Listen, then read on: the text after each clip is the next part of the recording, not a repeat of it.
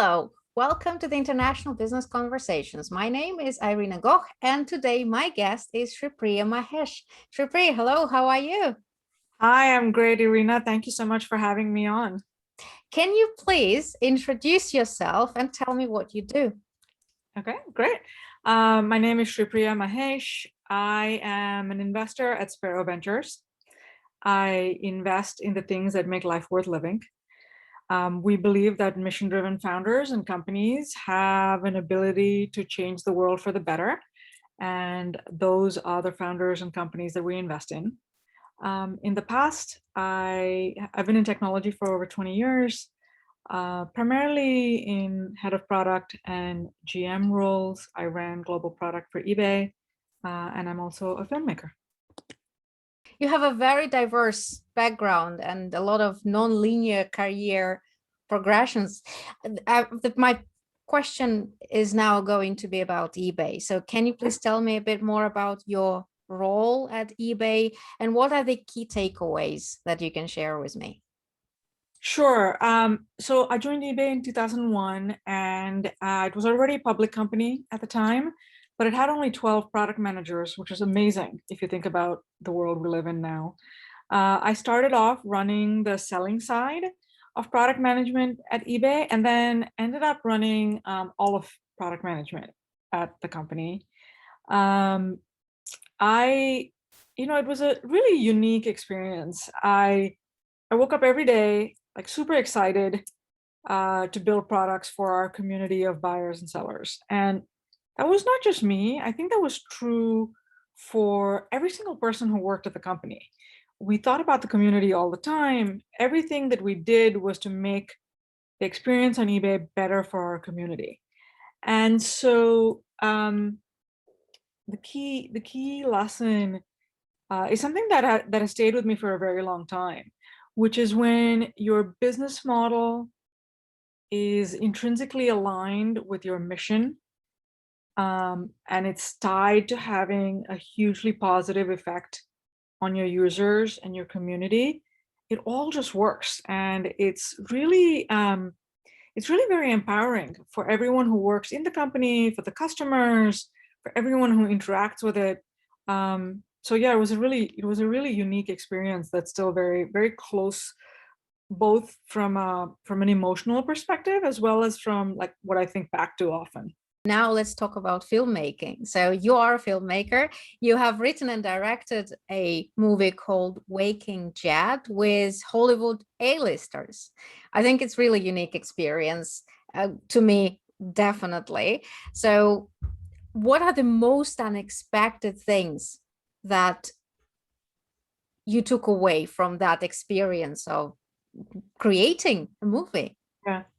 So the way it came about is I was at graduate film school at NYU, and James Franco at the time was a year ahead. He was in the program with all of us, and he decided to adapt a book of poetry, and 12 of us got to direct poems as short films. And so James was filming Oz in Detroit, and so we all ended up going to Detroit, and he got a lot of his friends who were A-listers to be in our movies, which is such a unique experience for anyone to have, but especially a film student to have. And it was both unique and amazing. And the thing that stood out most to me was, well, two things. One was they are exceptional at their craft. And, as student filmmakers, we work with a lot of great actors, but the the level of exceptionality, it just was stunning. So like on the very first take, they would give you everything you needed, and then they'd be like, okay, what can I do differently? And like the first time that happened, my jaw was literally, I was like, I had to think about like that was so perfect. What more can I ask of them? So their craft is truly exceptional.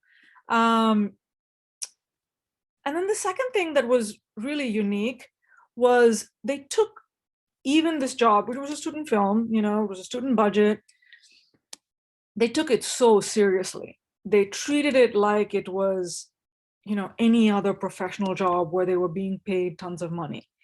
They treated the student directors like real directors. They were They asked for input. They did their very best. They worked really hard. There was like zero complaining, like based on anything. They were just super professional, and I was just blown away by their approach to it. Because you know what stood out for me, one of the things my mom used to say to us was like, when your name is on something, you should have a lot of pride in your work, you know. And that was the approach they brought here. Like, they didn't treat it as, oh, it's just a student film, I can goof off, I can laugh, I can be casual. They were just so professional on it. They were like, I'm an actor, this is my job, I am going to do the very best I can, and this is, you know, a project. So both of those things just blew me away. You're a founding partner at Spero Ventures. Your experience is very diverse and non-linear. So how do you find the courage to actually do all those different things?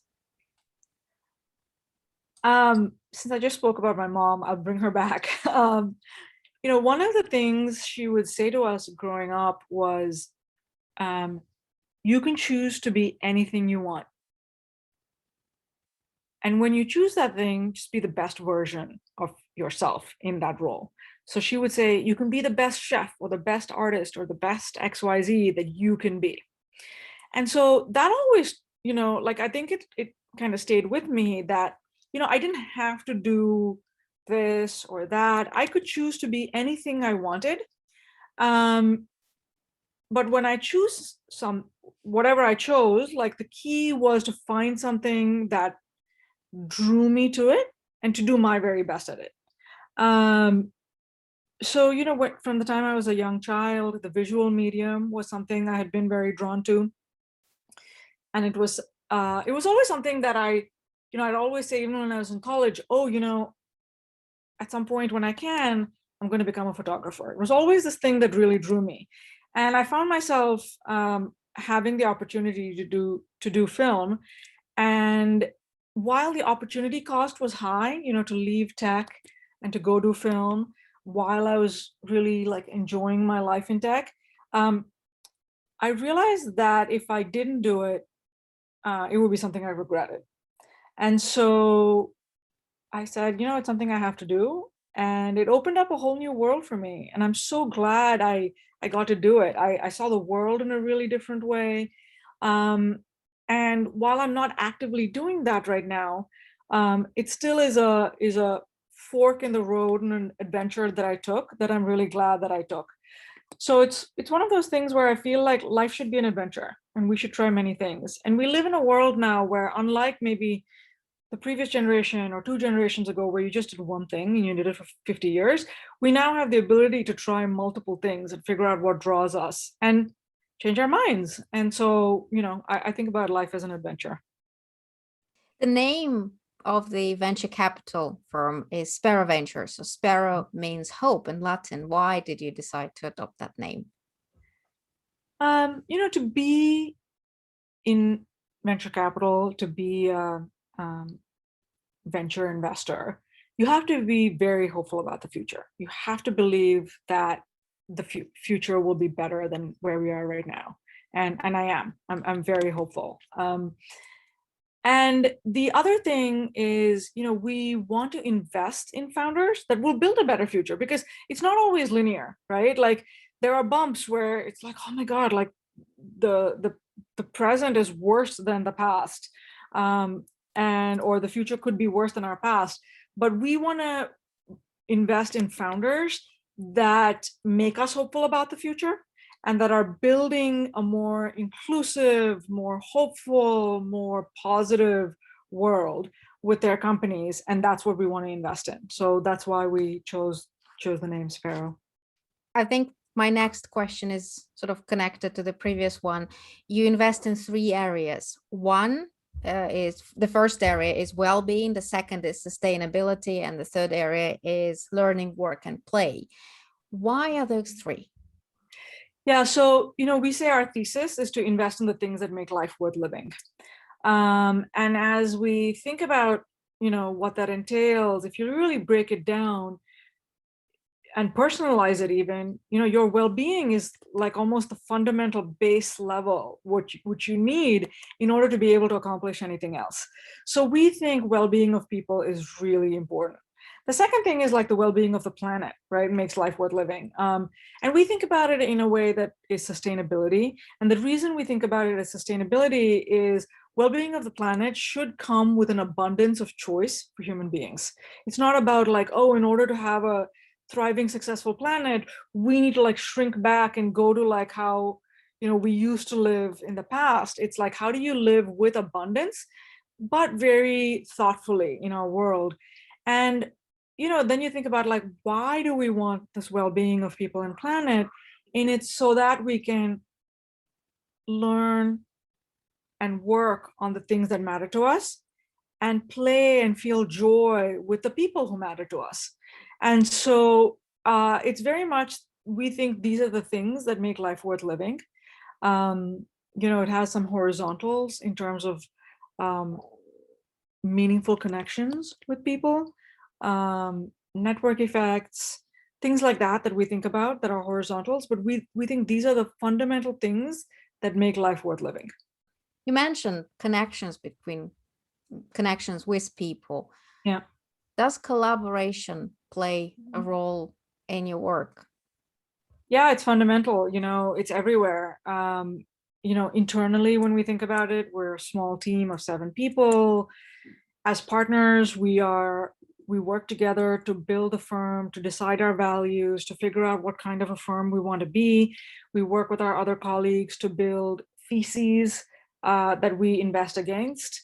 And then we collaborate with our founders, to help them achieve their goals and build their companies. So we collaborate with other co-investors. So literally everything we do is based on collaboration. How do you build trust with business partners or founders? I think being authentic is really crucial. Figuring out your values, being thoughtful about that, and then being very authentic about those values. We are very clear on what our values are as a firm, how we want to build a firm, how we want to interact with all of our stakeholders. And because we know what they are, we maintain these values even when they're difficult. And we invest in founders who share our values. So hopefully, because we've thought so much about what our values are and we try to be very authentic to them, we build trust with all of our stakeholders. I want to ask you about personal qualities. So what are those personal, I understand that personal qualities are important to you and to Spero Ventures when you decide whether to invest or not. But what are those qualities that are critical without which you are not going to invest, even if the idea is great? I think the first one is integrity. It's the most important thing we look for. We're going to be in business with this person for several years. So, their personal integrity is really important because it just permeates to everything. It's how they treat their employees, it's how they make business decisions, it's how they treat their investors. So I would say that values alignment around personal integrity is really the most important thing to us. And then, because it's such a broad statement like personal integrity, the second thing that I'd say is like drive and hard work. Building a company is just really hard. And, because technology is hot and has been hot for a few years, we have a lot of tourists, right? People who think, oh yeah, I'm going to like build a company and it'll, like I'll make tons of money and, or I'll be famous or whatever it is. And it's just such a roller coaster and it's so difficult that we really look for that drive and hard work of someone who's committed to building a lasting company that has a meaningful impact on the world. Let's talk about leadership. I like this quote from Simon Sinek. Leadership is not about being in charge. Leadership is about taking care of those in your charge. What is your approach to leadership? I really like that quote. The way I think about it is that if people trust your intentions, that you have their best in mind, even when it may not line up with what's best for you or the company, then they trust you. And I think trust is just fundamental to leadership, because then when people trust you, they're willing to follow in your vision, follow in where you're leading them. And so I always try to think about how to help people be successful and how to help them achieve their goals. And for a period of time, it could be either short or long, their goals will align with the organization's. And that's great. So I think when people believe that what you're asking of them is really in their best interests, they're willing to follow you, and they're willing to let you be a great leader. My area of research is multinational enterprise. Mhm. And there are many multinationals that were initially just small startups, eBay, Tesla, but they grew to be large multinational enterprises. In your opinion, what are the main pitfalls for growth from smaller company to a larger multinational? I just think there are so many ways a company can fail. It's literally impossible to list all of them. But like, I think when you think about the big ones, the biggest ones are probably if you think about like growing from a baby startup to a big multinational, the first one is not finding product market fit. Basically, you're not building what a customer, which could be individuals or a business, wants. It could be that you're undercapitalized, so you can't take advantage of the opportunity. It could be that you're overcapitalized, so you waste money and you lose the edge of pushing all the time. It could be that you're not moving fast enough and a competitor comes up and is just able to move faster and kind of like take over the market. It could be that technology change makes your product irrelevant. It could be that you don't have the right values as a company and the best people are not willing to stay, which then leads to some of these other things, right? Like allowing other companies to take over. And it could be, lack of integrity, from a cultural perspective, which then again lets one of these other things take over. So there's just so many ways that companies can fail. And when I think of that, it always amazes me that so many companies succeed as well, and I think we don't have enough admiration and awe for those companies that succeed because they've just done so many things right to get to that point. My students will probably waiting for me to ask this question. So, for example, someone has a great idea of a product that they want to take further. What are those initial steps they need to make? So I think the first step, so an idea is great, right? Like the first thing is always to have the idea, but then it's to say like, hey, does someone want this idea? Does someone think this will be worth something?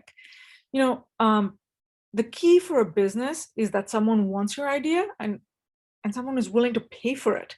So I would go talk to customers, see if they want it, and then build a minimum viable product or an MVP to figure out what customers love about it and what they're like, oh, I want more of this, and I want less of this. And like listen to them and perhaps even change your idea a bit so that it really is something people want. Because ideas are really, as hard as unique ideas are, they're also really easy to have. And it really depends what you do next. What you do next and how you build on that determines whether you have a company or not. So are people willing to pay for your idea? And even if it's 100 people, find that niche that really loves your idea and validate that need exists. Given your experience in different areas, what are those non-business subjects that you would recommend international business students or students on international business program to study? Business is sort of the outcome of all of the other things that we know, right? Like that's how we get our ideas. So I would say anything that you're drawn to, whatever it is that you're drawn to, go deep, follow your curiosity, and you never know where it will lead. It doesn't have to be something popular. It doesn't have to be something hot.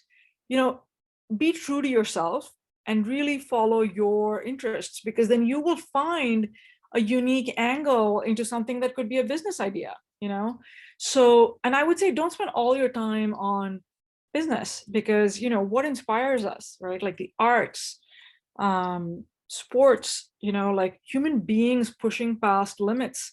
So whatever it is that you're drawn to, just go chase it down, and it'll make you a more well-rounded, unique, interesting person that people want to hang out with and want to invest in and want to be friends with. And my final question, that is now a tradition that I ask all my guests. Can you please offer a word of advice for students? I would say two things. I would say always be curious and work really hard. I think hard work is underrated. Personally, I don't think I'm as smart as a lot of other people, but I'm just willing to work really hard. And when you just put in the hours, it pays off. So that's what I would say. Thank you very much, Shripriya, for such a great, enjoyable conversation. Thank you so much for having me, Irina. I really enjoyed it, and hopefully your students will find it helpful. I'm sure they will. Thank you. Bye-bye. Thank you. Bye.